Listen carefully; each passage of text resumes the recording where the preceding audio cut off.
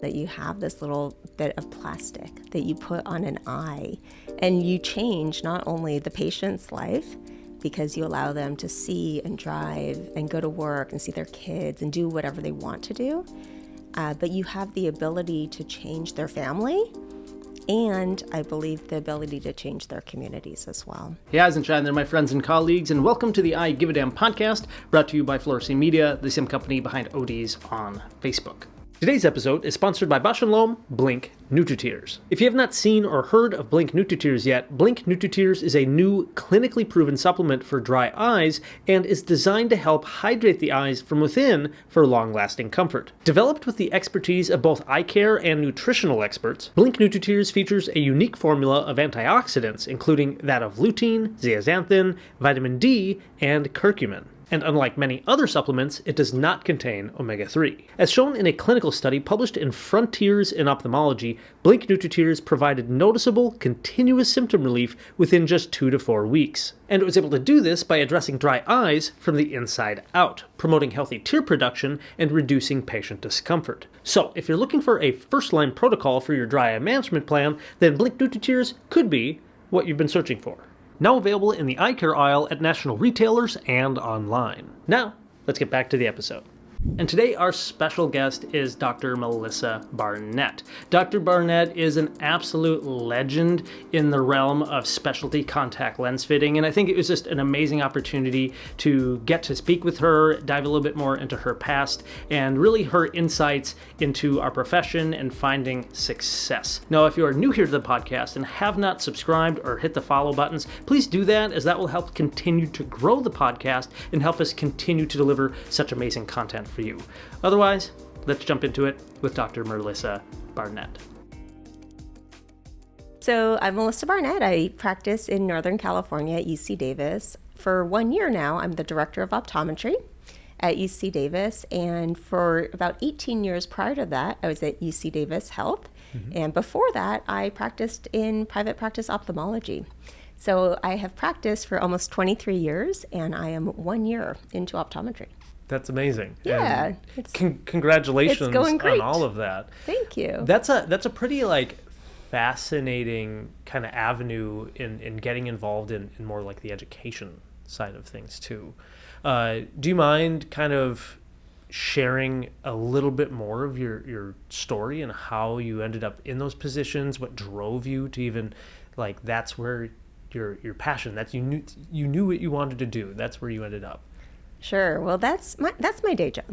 And so that's what I have. Some people don't know that I do have a job. But what I like to do for fun is write and lecture. And I've been blessed to travel the world with our wonderful profession and educate others. So in school, no, this was not anything I thought. I thought I would go into a group optometric practice. That was my plan.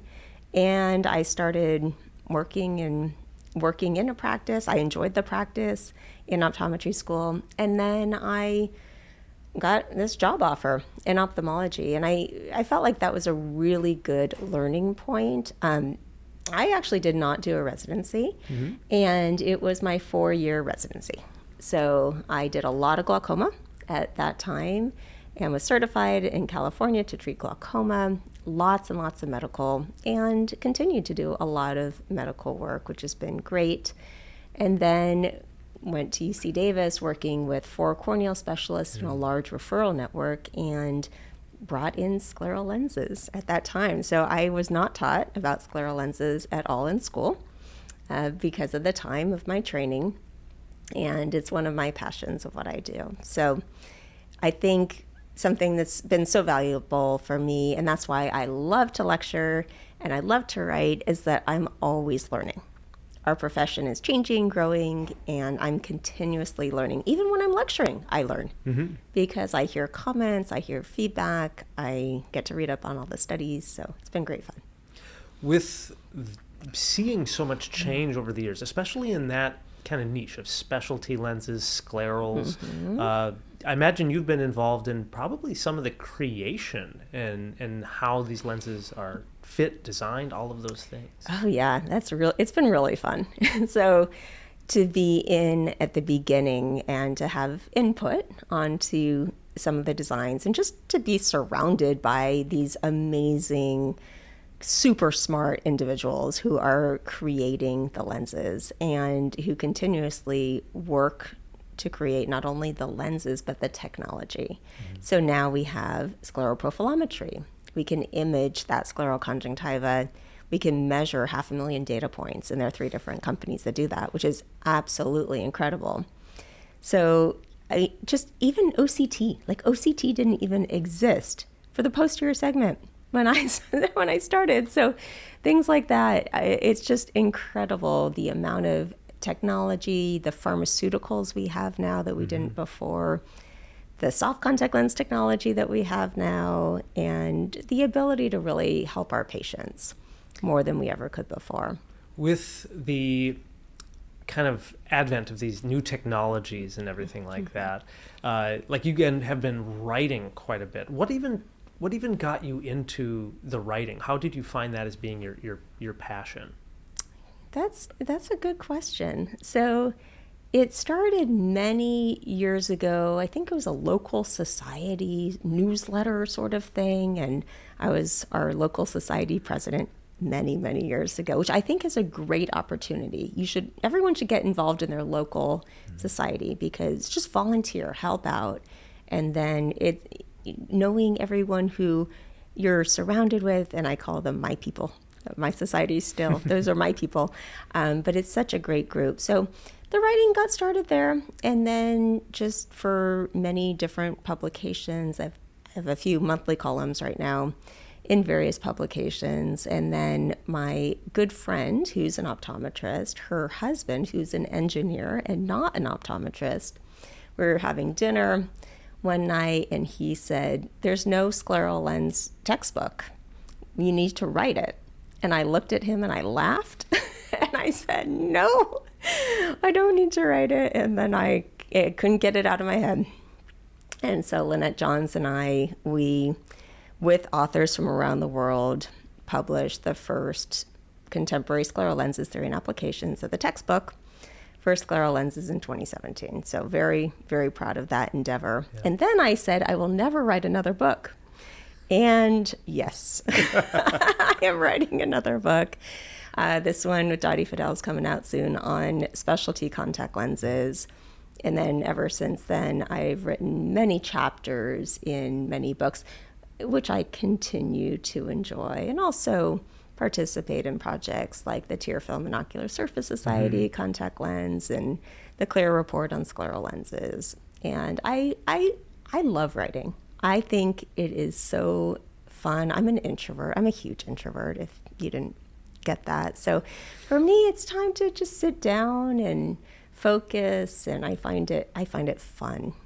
Well, absolutely fun. I first wanted to say just congratulations on all of those feats, especially around writing textbooks, writing books in general. I think a lot of people, not just doctors, but a lot of people probably have that on their bucket list, that they want to write a book or publish something at some point in their lives. And it's a mountain to climb. And you've done that. You had the courage to do that. You put in the time. You've worked with other people and collaborated. And you've actually achieved that. That's an amazing feat. And so, again, congratulations on that. Thank you. The textbook took 2.5 years, every waking moment. So it's not an easy feat. Yeah. But I learned a lot from that for the book that we're writing right now. And it's definitely going faster. It's actually in editing stages. So it's all completed in editing stages. And then we're working on the translation of the textbook and also the guide, the clinical guide for scleral lens success, which is available in about 5 languages. We're working on translating the book into multiple languages as well. I hope you are able to step back at some point and feel the gravity of that those works help influence so many doctors, not just here in the US, but around the globe, and will have a ripple effect in educating, helping treat thousands, hundreds of thousands of patients for years to come. right? Well, that is true, and that is what I love about scleral lenses and specialty lenses in general, is that you have this little bit of plastic that you put on an eye, and you change not only the patient's life, because you allow them to see and drive and go to work and see their kids and do whatever they want to do, but you have the ability to change their family, and I believe the ability to change their communities as well. And so it's really remarkable. And thank you for saying that about the book. And oftentimes I don't sit back and let it soak in, because I'm thinking, what's the next project? How can I help? What can I do? And it's good to reflect on that. So thank you for that. I'm curious about the writing process, because I know when I sit down to write like a publication of any kind, I always have these moments of like, this isn't good enough, or I start to have some self-doubt about things, or am I covering it? Am I forgetting something? Do you ever, or even maybe early on in your writing career, maybe you felt some of that, but do you still go through any mental battles with writing? Well, I think something that's helped me is creating an outline, and it can be a very brief outline, but it depends on how long is the work that you're writing. Is it 600 words, 900 words? Is it a book? and creating an outline is helpful for what I want to cover. And I find that there's never enough time or room or space to cover everything. And say we're talking about dry eye and ocular surface disease, we could write a book on that. There is a book I'm participating in coming out on that too. But writing an outline, even bullet points, brief outline, I find to be really helpful to sort of manage my thoughts and know where to go when I'm writing. And I know that's I think that's always the beginning of any CE lecture, right? You always have to submit like an outline, even before you start making slides. Yes. It helps you organize your thoughts, what your main points are. And I think that is definitely a good guideline. Do you have any other kind of tips for young budding writers, whether they're going to start writing for publications, journals, any other tips that you've maybe learned along the way? Sure. So it's important, and I would say the same for lecturing too, it's important to be in the right frame of mind. So everyone has different styles. I love writing in a coffee shop. I mean, that is ideal for me. That is just perfect. I can go, and it's like a special treat. Like if I have the time. Airplanes too. Airplanes are fantastic. So just sitting down and setting time. I do find that setting a timer is helpful for writing. Like, I am going to write for 45 minutes, and I actually set a timer on my phone. And then in 45 minutes, I get up, stretch, take a walk, whatever it might be. But to give time-specific endpoints, I've found for goals in general is actually quite helpful. And for writing, and maybe it's not all done in 45 minutes, but it gives a stopping point, because sometimes I find I sit down and it can take forever. But if I give myself a deadline for that, not just a time, but a day, like this has to be done by this day, then it gets done. And I can kind of echo that, in that whenever I make publications for, whether it be on social media for things like YouTube, or if I am working on a lecture or something like that, I give myself that challenge of like, hey, I'm going to do an hour, 60 minutes right away in the morning after I get my wake up routine done. And I will set a timer.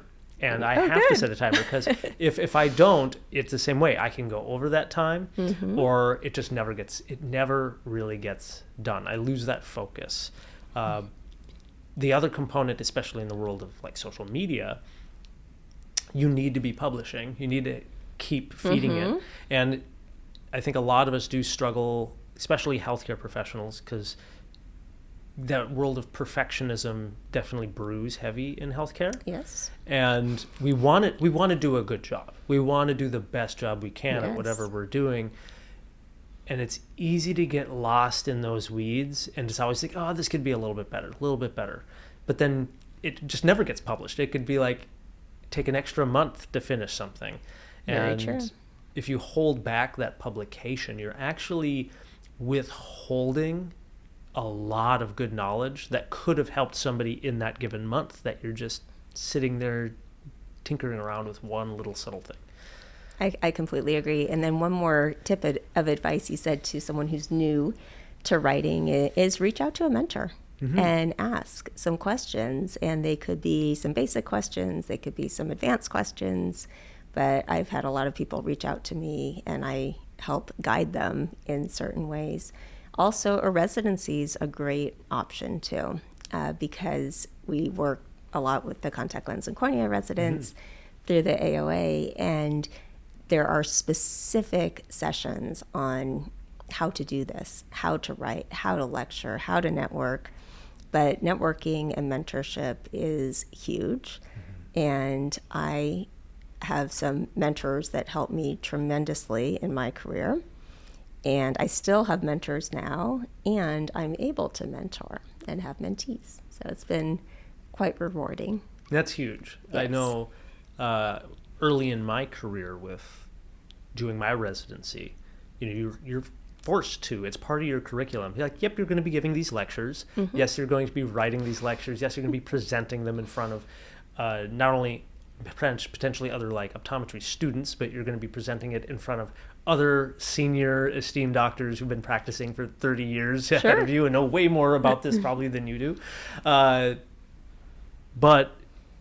I think that what my advice to people who are just getting into that, if like let's imagine a third year student is listening to us right now, you just have to do it. You'll never feel 100% prepared when you first start doing it, right? You're going to be nervous. It's going to be, you're not going to feel 100% prepared, but just getting up there and doing it, after those first few minutes, you start to realize you know a lot more, you have confidence, and you start to build that.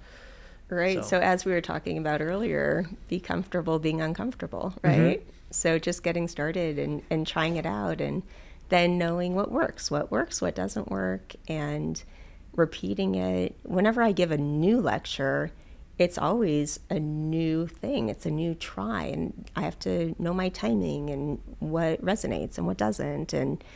And it's practice. It's continual practice, but it's also a lot of fun. So outside of just your writing and your passions for that, again, you're the director at UC Davis for optometry. What does that involve? Can you explain a little bit more of just like what that position? Sure. So it's part clinical, part administrative. So running the clinic, helping out with staff, contact lenses, glasses, instrumentation, looking at metrics a little bit more than before. So it's been great there. So that's our clinic. We also work very, very closely with primary care, with urgent care, and with other sorts of groups as well, like athletics, and see a lot of urgent patients, trauma, every crazy thing. It's amazing just what comes in the door and what we see. So it's a very anterior segment heavy, contact lens heavy, but comprehensive clinic as well. With kind of like you said, when you first started in getting out of school, you had this idea of maybe that you'd be working in private practice optometry and something like that. Yeah. And your career has gone through these ebb and flows, finding this path. You found a lot of success in optometry, right? You work heavily with industry. You have published over 300 different publications. Do you feel successful? Are you happy with really where you've ended up? Well, I feel honored. I feel honored to be able to do what I do and to be surrounded by the people I'm surrounded by. And I see my friends at all these meetings more often than I see my friends at home, right? Because it's such a great, wonderful group. Success, I feel what I love right now about where I am is that I have the ability to lift others up. I have the ability to increase diversity in our profession by giving others the opportunity to do things like lecture and write and collaborate, where maybe they wouldn't have had that opportunity. and I can be a cheerleader and an advocate for them. And so I don't know if I feel successful, but I feel like it's an honor to be able to do so and hopefully make a positive change and hopefully help others and let them know that this is possible, even with a family and kids and life and everything. It is possible. And I've also made such wonderful friends in the last 23 years in the profession, and new friends too. Like I was in South Africa last year for the lecturing for the Contact Lens Society there, and have the best friends. And it also included a safari, so we got to see all these amazing animals as well. So the ability to travel the world, to do what I do, and really the ability to help others, I would say that is what I determine as successful. I really love that. And it sounds like because you have this passion for writing and just being able to teach and do all these things, and really you're working as an agent of change and helping other people find that same level of passion and pathway. And so again, cheers to you for doing that and helping so many of other colleagues and professionals in this space. I think that's a real great leadership value. Well, thank you. And speaking of passion, I think it's important to do what you're passionate about. So finding a specialty, whatever that might be. It might be disease or low vision or pediatrics or contact lens or whatever it is, and focusing on that and learning everything about that. And maybe the passion is different for different people. And I think that some people are interested in everything, which is great. However, pick one or two things, and then like you said, what are you passionate about? And I have more than one or two. But at first, maybe pick one or two things that you're really passionate about and dive in and learn everything. For example, like specialty lenses, it's great to dive in full force and get really immersed in it, and then expand from there. And the same would go for ocular surface disease or glaucoma or whatever it might be. And a lot of them go hand in hand, right? Yes. You can't really dive too deep into scleral lenses without really understanding the ocular surface and the many diseases and how that all interacts. And then even glaucoma to some extent because of the medications for glaucoma and how that affects the ocular surface. And the ocular shape. Yeah. It can really affect the shape of the eye. And different surgeries. So there's so many things. They're all intertwined, but I think that's a really good message. Now, you also, being so heavily involved with things like scleral lens fitting, specialty fitting, you've also been pretty heavily in the world of like keratoconus. Yes. And you even host your own podcast. I do. On keratoconus. I do. So the podcast is called Clearly KC. It's with the National Keratoconus Foundation. And it is my gift to my patients. And because I have so many patients with keratoconus. And what I didn't know, and the podcast has been a little over a year now, so relatively new. What I didn't realize is that it would be such a great gift for myself as well, because the podcast is intended for both patients and practitioners. So patients are on the podcast. We have all sorts of practitioners, not just optometrists, ophthalmologists, allergists, everyone. And I've learned so much, I would say, especially from the patient perspective, and can have these very in-depth conversations. And it's been just absolutely amazing. And I've met all these people, all sorts of people from all over the world, which is incredible. With that, like what even drew the inspiration to start doing a podcast with keratoconus, especially not just reaching out to just doctors on the subject. You're talking to like both. Sure. You're making it a resource. It was my idea. I said, we need a podcast for patients and practitioners.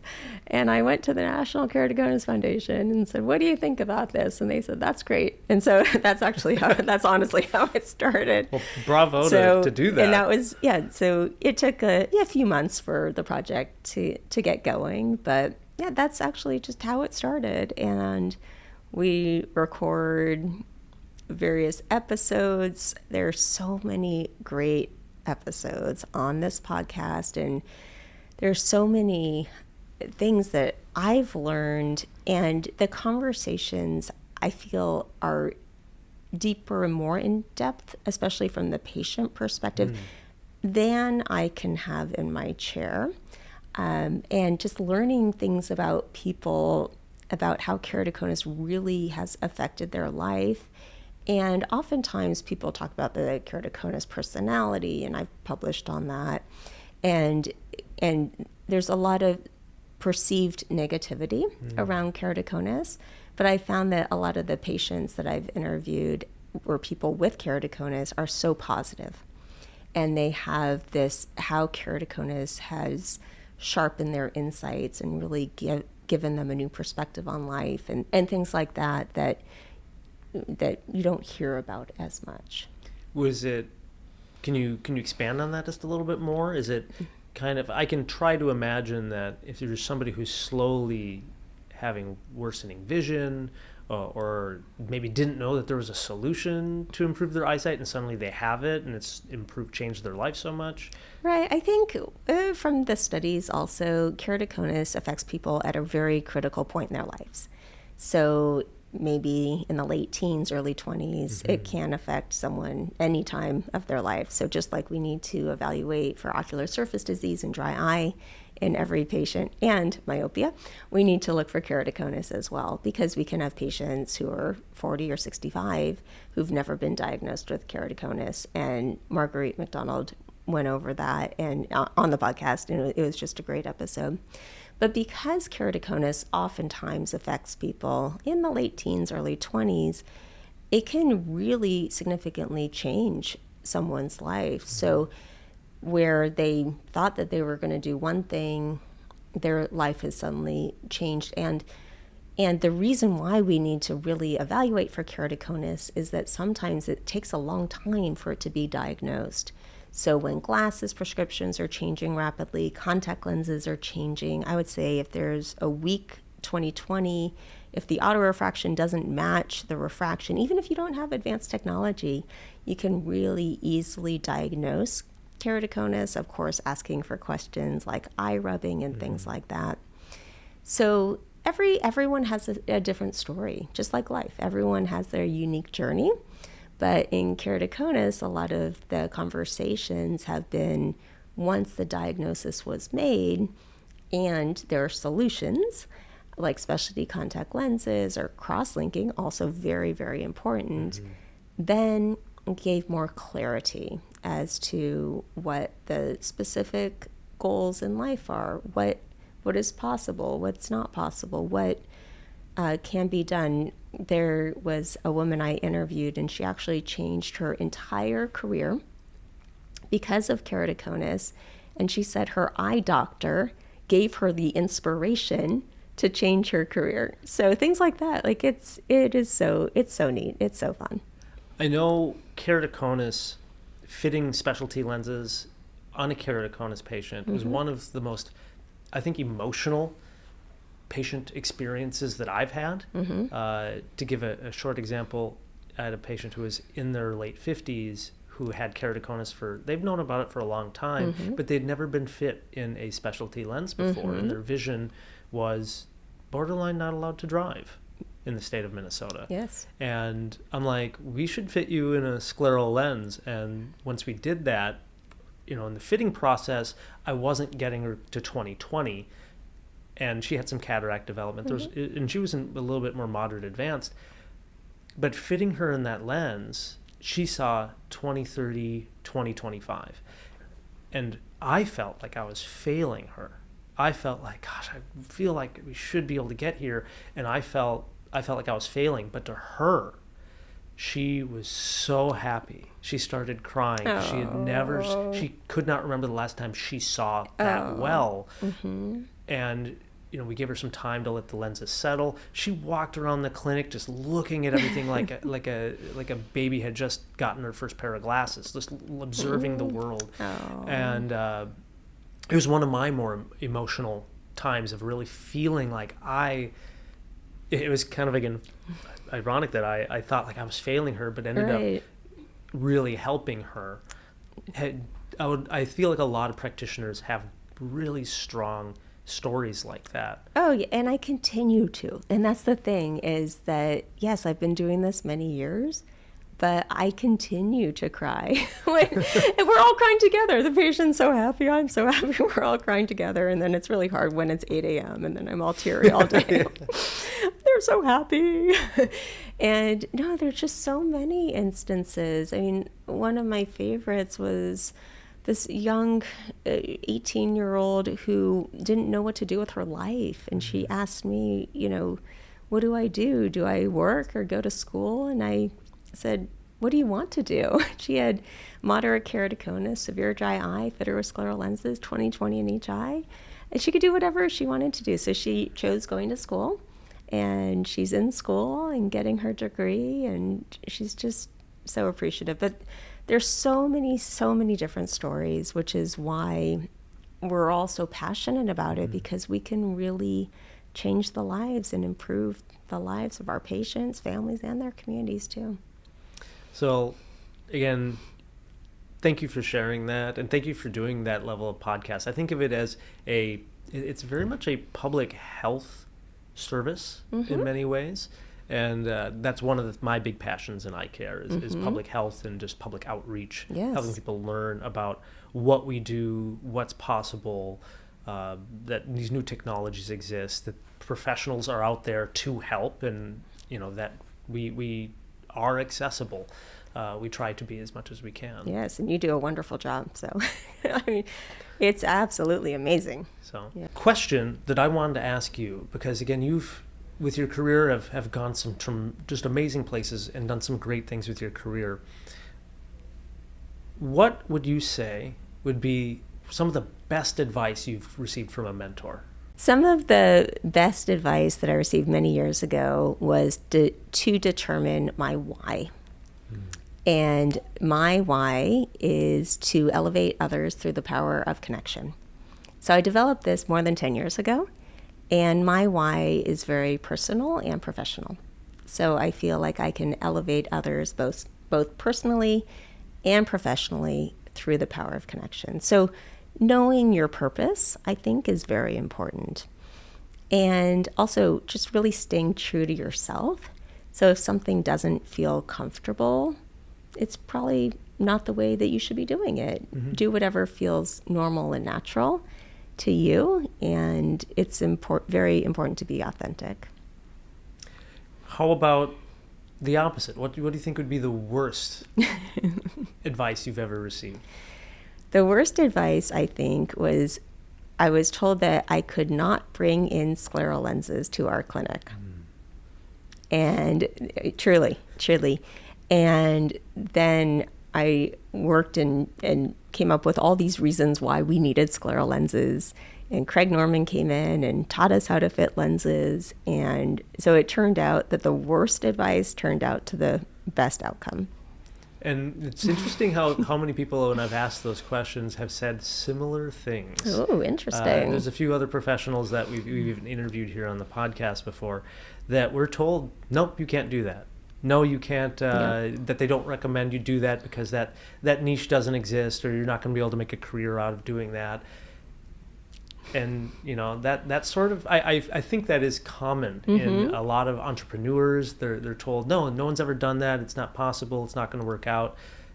And that courage to figure out that answer to that puzzle ends up becoming like the gem. Exactly. And that was one instance, and there are many other instances like that. So have the courage to do it is very important. Yeah. So what's kind of next for you in the career of optometry? Oh, that's a great question. I don't know. Do you have any suggestions? Well, I imagine because you love writing, you're going to continue doing that. You said you're working on another book right now. Yeah. I imagine you're going to continue educating and kind of strengthening people and pushing people up, elevating them to learn to write, to get involved. I imagine you're going to continue doing that. Yes, I hope continue to mentor others and continue to do what I'm doing. I do have a few other projects that you might see that they're kind of undercover at the moment, but they do So stay tuned. They're in these topics we're talking about that hopefully are going to come to fruition this year. But that's the question. What is it going to be? What am I going to be doing in 5 years? I don't know. I don't know. I actually appreciate that you're open about that, because I feel like there's always this push to be like, what's your 5-year plan, or what's your 10-year plan? What's your goal? And I've learned in the last, almost 10 years of practice, like I started with this idea of what my career was going to be like, who I was going to be, where I was going to practice. And you start realizing the old saying that, man makes plans and God laughs. And it seems so true. There's so many doors of opportunity that open up. And you got to find what you are passionate in and what you really love. Yes, and I think having an open mind as well. Mm-hmm. When I was first approached about lecturing many years ago, I turned it down for over a year. And I said, no, I can't possibly do this, because I had little kids at the time and I wasn't sleeping at all. And I'm a huge fan of sleep. It's a hobby. I really like to sleep. And so I turned it down. I said, I can't do that. There's no way. And then once my younger son was born and he slept through the night a few months after he was born, I said, okay, now I can do this. And so I'd say having an open mind and embracing opportunities as they come, and reaching out to others, because we're all so nice, I feel, and so helpful. And so you can reach out to someone and have a conversation with them and attend meetings and just talk to people. And there are so many great opportunities. And I agree with that. There's so much support in our industry and a lot of mentors. I think that's one thing I've picked up, is that a lot of doctors, we want to mentor, we want to share our knowledge and help other people. Yes. It's very, I think it's just part of the soul of optometry. Yes. With the podcasts, I like to kind of final with a question about, Sure, if you were elected as the Surgeon General of Optometry for the United States, tomorrow you were elected as that, and you had your mission. What are you going to be doing for the next year? Whether it be in optometry, whether it be for just healthcare, for our patients, what big change would you like to make in this field for the better? Sure. And that is part of my project, but I'll share that with you. And it's patient-facing education. So there's still a lack of great education for people and individuals, and also sharing with others what we do as optometrists. I feel like I'm speaking to the choir because you do a lot of this. But I think there are different ways that we can do this. And I think it's good to have different methods of doing this so we can get the word out there to really be able to help people. So I've been doing this very fun dry eye roadshow right now, where I've been traveling and speaking on dry eye. So come to my roadshow, and it's a dinner, continuing education, 2 hours, and it's a very interactive program. So I've had the opportunity to talk to all sorts of doctors and meet all sorts of people. It's been a blast. And one thing that I like to ask everyone is, what message would you share with the world about eye care? So I'm developing a list, and I'll tell you what's on the list. It's good. So the importance of an eye exam, which is great, because I always like to say that we can find more than 270 diseases in the eye, so that's very important. The importance of eyelid hygiene, no rubbing, which plays along with keratoconus, right? And everything else, we don't want to rub our eyes. What's also on that list is removing makeup at night, which is great, and it goes on and on. So there are these practical things that when we're practicing and we're with patients, I think that there's so many things that we can educate on to improve the lives of everyone, and also to help them and to help us as well, but being able to see more patients, give them comprehensive eye care, and then being able to help them, not just their eyes, but of course their systemic health, their mental health, and all these things too. Well, Ian, yes, huge service. I'm curious with the dry eye kind of roadshow that you have, if any doctors are listening and they want to see where your next one is there an easy way for them to see Sure, that? it's with Advocacy, so that you can sign up online, register for the city, and attend, and can't wait to meet you. Awesome. Yeah. Well, thank you again so much for being here on the podcast, Dr. Barnett. It means a lot. And again, with all of your wealth of knowledge, I imagine at some point, especially with your new projects, we may have you on again to talk about that soon. Well, thank you so much. I'd love to be on again and completely enjoyed this conversation. So thank you. Thank you. So that was our episode for today. Thank you so much for tuning in. If you are somebody who is deeply passionate about our profession or gives a damn about a specific topic that may be affecting our industry in some way, please let us know either in the comment section over on YouTube or in the review section. Leave us a solid review on whatever your favorite podcasting platform is, and let us know if there is a person in our industry that you would love to hear from, or perhaps a specific topic that you would like to hear in more of a deeper conversation on this podcast. Otherwise, thank you so much again for listening in. I hope you have a fantastic day, and we'll see you in the next episode.